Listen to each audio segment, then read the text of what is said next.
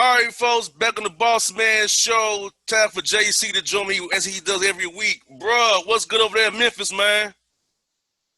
Man, what's going on, boss? Man, nothing much, brother. Man, look at here, man. I know you happy. The Grizz pulled it through today against the Bucks, who's about Giannis, who went headbutt action on my man from the Washington Wizards.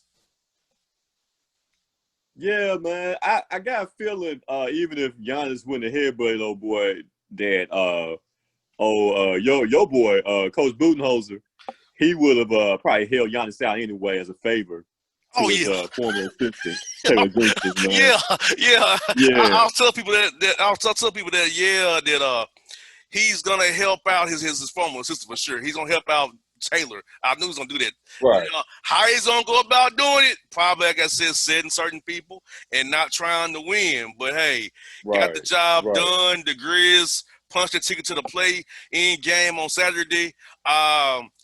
How have you all been feeling about their play going 2-6 in the bubble and almost choking away the opportunity to get the playoff berth when they had it sold up from day one of the bubble?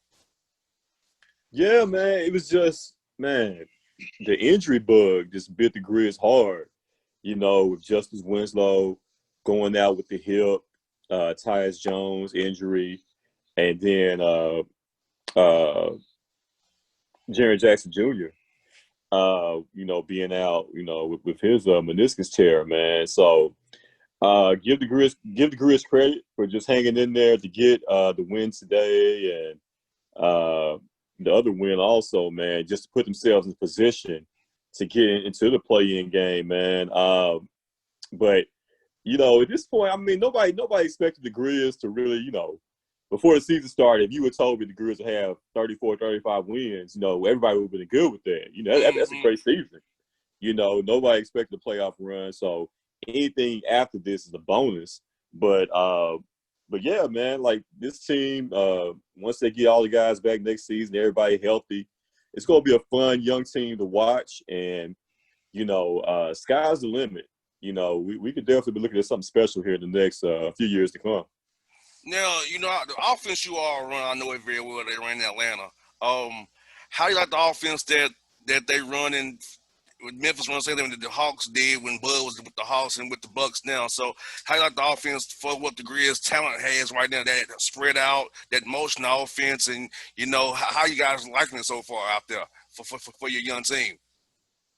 Man, we like it, man. It's different, the offense now as compared to what we've been used to over the last decade with grit and grind and, get the ball into the post and let Zebo and Mark do their thing, man. But it's a whole different generation now, man. And, as far as the up-tempo offense and getting up so many shots, per possession, and everything, man. That's what it's all about now. And they got the pieces to run that type of offense. They just got to add. I think they should add more bigs that can shoot from the perimeter. Really stretch that thing out the way that Jaren Jackson Jr. does when he's on.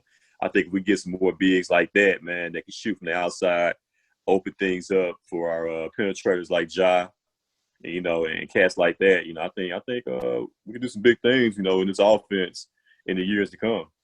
And Phoenix, man, a revelation in the bubble, 8-0 in the bubble.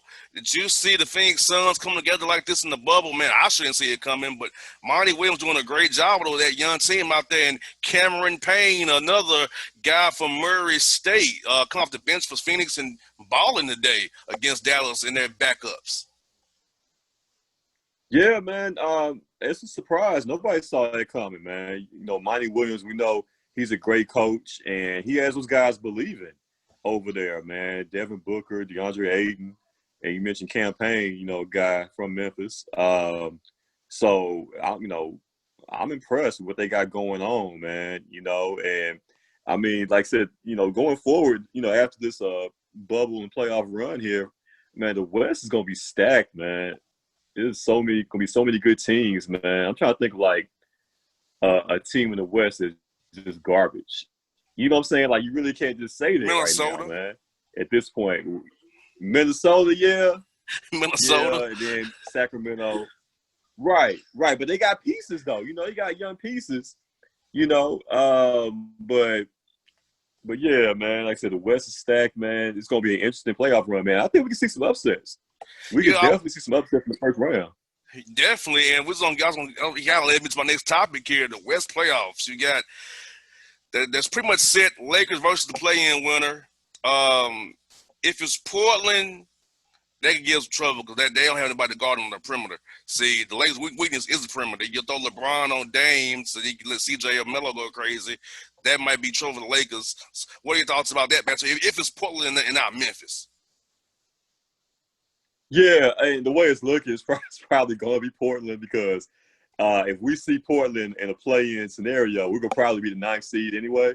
And I don't see the Grizz beating Portland twice to get to the playoffs. So it's probably going to be Portland. And Portland is going to be a scary matchup for LA, all pending if CJ McCollum is healthy. I know he had the small fracture, displaced fracture in his the back going Romo on. injury, the transverse process fracture. Yeah, the Tony Romo joint from back in the day. Yeah. So if he's somewhat healthy, yeah, they could give LA problems, man. And Melo looking like he can give them something. And you got Nurkic out there. They got bigs and Gary Trent Jr. Where did he come from? Gary Trent Jr. has been a bubble revelation, man. So they can give LA some fits. I'm not saying they're gonna beat LA. But they can give them some problems, though. But it helps, though, that they're on a neutral site, not even going to Staples. Right. That helps. Right. That does help. Because now you just go out there and you balling. You're not in Portland, you're not in L.A. You're on neutral ground. So all you got to do is go out there and play ball, man. And another matchup, the Clippers in Dallas, Luka Doncic versus the Clippers and all their depth. My question for that series is, can Luka and Kristaps get 1-2 games? And does Doc Rivers settle on a rotation? Because, Montrezl Harrell's back in the bubble. Lou Will off of his run in Magic City in Atlanta got him some lemon pepper wings over there. Yeah. And they got Reggie Jackson, Marcus Morris. They have a lot of pieces, but you can't play them all in the playoffs. So what's the rotation going to be? 8 or 9 or 10 million? Who knows? But Doc can figure that out between now and when it's time to play the Lakers probably in the West Conference Finals. Yeah, man. Like I said, Clippers, they try to get things right as far as their depth and get guys going there. Like I said, Montrezl Harrell coming back to the bubble and everything. Man, like I said, Dallas, they're not ready yet, man. They still about a year or two away. It's going to be experience. They'll be able to get from this, but I can see them maybe win 2 games. I can see it going maybe like a 6-game series. But, yeah, I think Clippers has got too much, like I said, too much depth to throw at Dallas right now for them to handle. And you got also Denver and Utah. They played a double overtime game last Saturday on TNT. A great game there. Denver's beat those guys 4 times already this year. But look at here. That game tells me that series could be closer with it being in the bubble, not having to go to Denver and deal with that mile high or be in Utah. So that, with it being neutral side, I think that series may be closer than the 4-0 it was this year, based on the game we saw on Saturday. Man, I see a 7-game series shaking out between those two teams, man. Denver, was a lot of experts kind of, sleeper pick to come out of the West, before the year started, man. So, and also Michael Porter Jr. for the Nuggets has been a revelation, man. Like the Nuggets look like geniuses out there, for taking them. I think it was like a 13, 14 pick in the lottery. 14 pick. 14, yeah. That was the perfect spot to pick him. You can, let him develop, let him, get healthy. And he looks like he could be a future cornerstone for the Nuggets, future All-Star. Also, man, you can compare, with Denver's big man. What's my man name? Jokic, yeah. Jokic, yeah. The Joker. Yeah. The Joker, yeah, man. That you can, team up with Jokic going forward in the future, man. So I think Denver can win that in 7 games, man. And the 4 or 5 matchups got tricky with Russell Westbrook out for a few games with that quad injury. And so OKC, Chris Paul on the revenge tour now at the 4th seed to get against Houston. You think Houston has enough to get by OKC in the first round and get to play the Lakers and get by Russ some time to play the Lakers if the Lakers get past Portland or whoever it is in that play-in game, because I feel like they gotta give Russ some time to heal to really compete with the Yeah. Lakers using their advantage, which is their guard play and their Yeah. length and interchangeability with all D'Antoni's small guys. Right. Yeah. And that's a shame that Russ is going to miss a couple of games, possibly, because I think Oklahoma City is going to beat them with Russ being out. OKC got depth. They got some guys that they could throw out there, man. You talk about CP3, my man, Shea Gilchrist. That dude is a beast, man. He's going to be a hell of a player in the years to come for OKC, man. You got Schroeder coming off the bench as well, for OKC. So they got firepower. Like I said, I think, and also CP3 is going to have that motivation, to go out there and get a little revenge against the Rockets also, So, yeah, I think OKC going to get them, man. And matter of fact, I see it only going maybe about 5-6 games, man. Most definitely. The Eastern matchups are kind of pretty much just, I don't know, bro. I think Toronto, Milwaukee, Orlando, that's probably a 4 or 5 game series. Not much there. Toronto playing against the Nets, probably a 4 or 5 game series. Now, do you want to let's talk about Boston and the Sixers, the Al Horford Bowl. That could get pretty interesting, maybe 6 games, but you think Boston will clip the Sixers without Ben Simmons and having to play Al Horford, he's my guy, but Al Horford's went down. He's got old fame. Oh, yeah. Yeah, Al Horford is in the twilight years of his career there, definitely. But, yeah, without Ben Simmons, yeah, Philly has no shot, man. Boston all day in that series. But I think Toronto is going to come out of the East, though. Toronto they were down there before any other teams got down there. Like, they are just a great team. You know what I'm saying? Like, you got Siakam, you got Kyle Lowry as far as the stars, but they just play so well as a cohesive unit. And I think that's going to be enough to get out of the East, man. I don't see Milwaukee doing it. Because after Giannis, man, like, who can you really depend on for a bucket? You know what I'm saying? So, yeah, like, I think Toronto's going to shock the world again, man. They're going to come out of the East. Even to take against the Grizz, we see it. Middleton can't run the show by himself.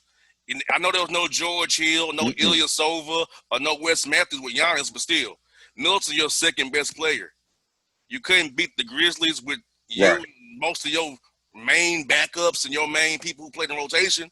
Right. That's a red flag to me that if you take away Giannis, make him a jump shooter like the Raptors did last year, those last 4 games of that series, they in trouble. And also, I know this from covering the Hawks, Buds does not change. It's 5 flow. We pack the paint. We give up threes. The system is so simplistic, it doesn't change.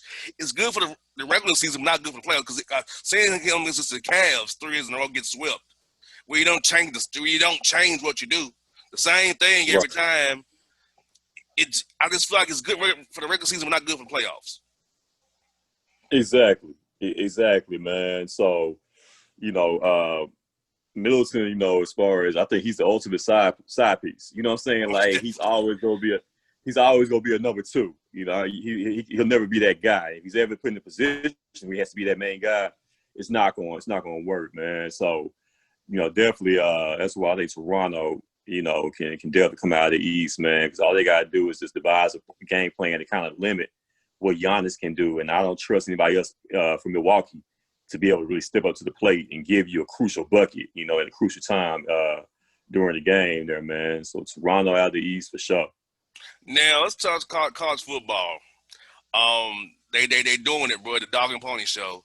The Big Ten and Pac-12 said we done, but the SEC, ACC, and the Big 12 saying we gonna push forward. These guys have been put in a bad spot, bro, because they all over 105 guys on this roster here, and they college kids, and they gonna want to go get them some, right? And might want to go out to a bar, or restaurant. Just that alone causes risk. They want to play football and travel, and NCAA is to me riding a slippery slope, bro. Because guess what? If somebody die or somebody get real sick, lawsuits are coming for those conferences, the schools, and the NCAA. Yeah, man. It's crazy when you think about it, boss. Like, how can you be in a Power Five conference, meaning the SEC, ACC, Big 12? How can you choose to play when you see the Big 10 and Pac-12 have wisely chosen to shut it down? Like, it makes no sense to me. And then, they're talking about, as far as, lingering conditions, that can, come into play as these guys get older, if they do come in contact with the virus, and as far as heart conditions and all that down the road. And you're right, unless it's something I'm not aware of, as far as maybe the SEC and Big 12 and ACC, are they going to have their players to sign waivers? Because like you said, you're right, you are opening yourself up to potential lawsuits in the future. You know what I'm saying? By letting these guys play and they develop some serious conditions when they get older. Yeah, they can come back and say, hey, y'all let us play, and without really giving us a full understanding of what our risk could be. So it's madness. It really is, man. And I just can't imagine them playing a season. And then how can you say that you're a valid champion if the other power conferences didn't play? You know Exactly. what I'm saying? Like, right. And Ohio freaking State is not playing this year. Like, how can you possibly say, we're number one if Ohio State did not play? The ultimate asterisk. Right, man. Yes, it is. Like, and most of these states in the South are in, let's be honest with you, Republican-led states who go by the president, unfortunately, that clown in D.C. So you got these governors in these states, these presidents who take money from them and donate to those kind of people, putting kids at risk. And once again, it's young black men being put at risk for the most part. The entertainment. Right.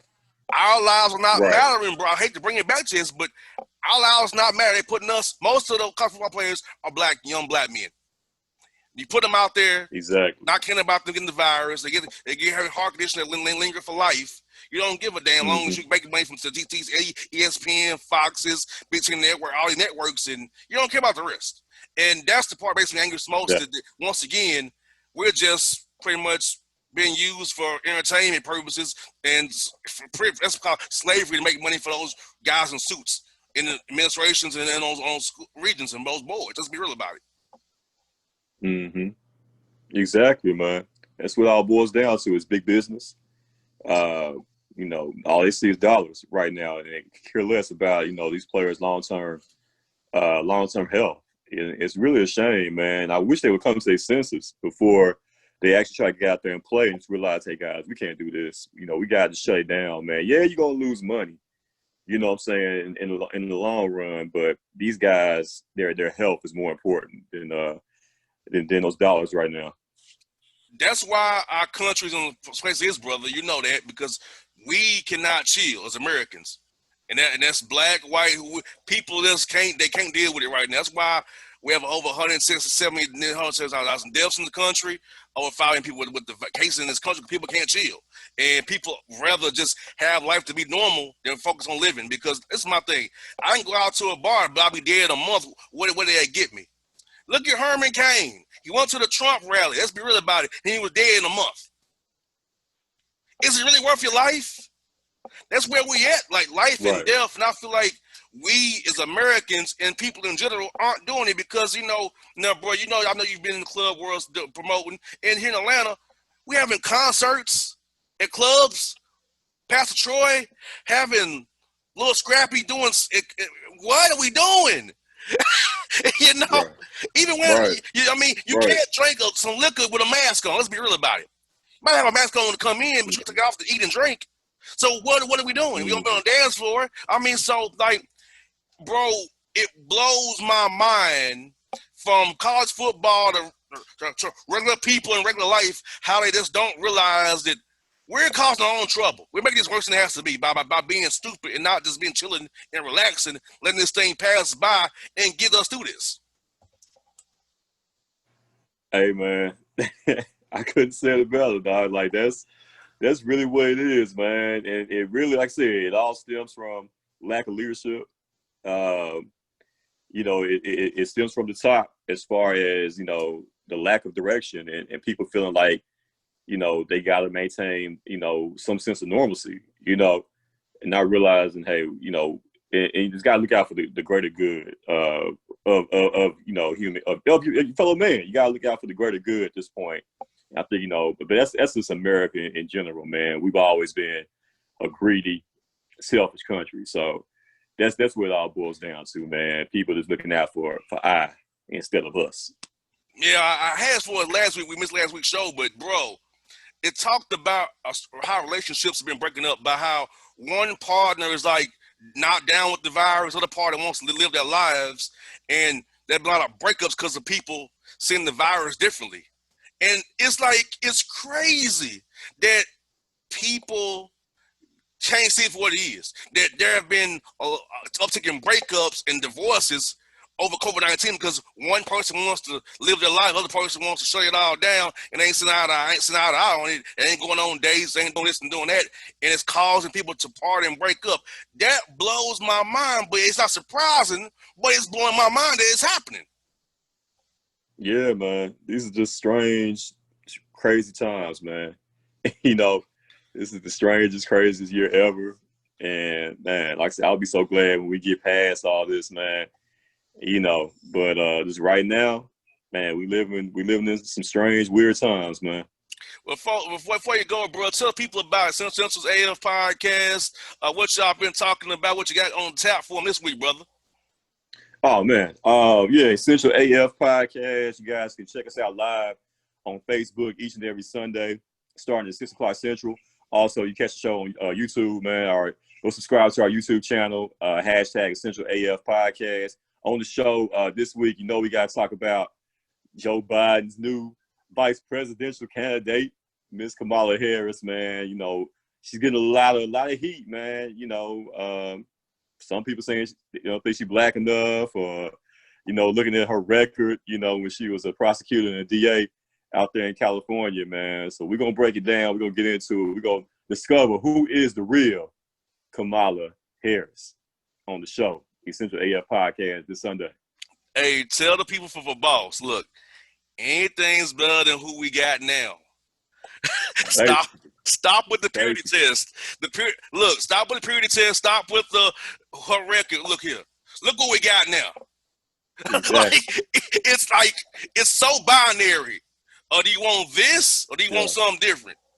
Right. Yeah. There it is, man. It's like that simple. Yeah. It really is, bro. That's simple. Well, bro, thank you for your time. As always, my good brothers. Keep fighting the good fight and stay safe, bro. We'll talk to you next week, my brother. All right, man. Appreciate you, boss, man. No doubt, brother. That's JC Smith on the Bossman Show, people. Check him out. Central AF Podcast.